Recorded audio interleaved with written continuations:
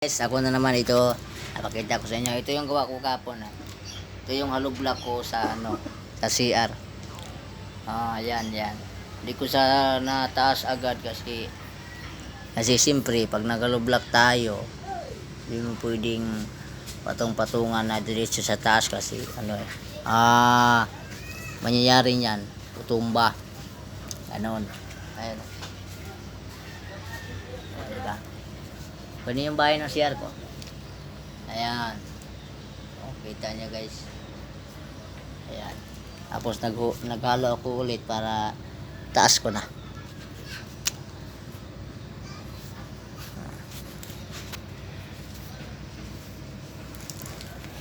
Ayan o. Ayan. Ito yung CR ko. Ito yung pintuan niya. Ayan. Diba? Yan. Sa mga ano diyan, sa mga may mga skill diyan na mga mason, mga skill. May mga skill ba? Kaya ko binibideo to para makita nila kung tama ba yung pagpatong ko ng hollow block. Hindi ba yan mali yung pagpatong ko sa hollow block? Ganyan pagpatong sa hollow block. Ayan guys.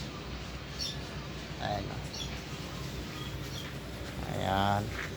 Kaya ko sa binibidyohan. Ito yung loob ng CR. Ayan. Ito yun. Ito yung kabilang kanto niya. Ayan. Ito yung pintuan. Tapos ito yung lababo. Ayan, lababo dito. Ganun. Diba? Tapos ito yung pintuan.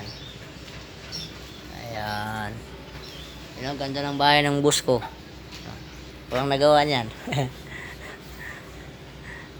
Wala akong skill, wala akong alam. Pero nagawa ko siya, napatayo ko siya. Tapos may CR na rin siya. Diba? Update ko na lang kayo guys pag pag nagpalitada ako ulit. Kung marunong ba ako.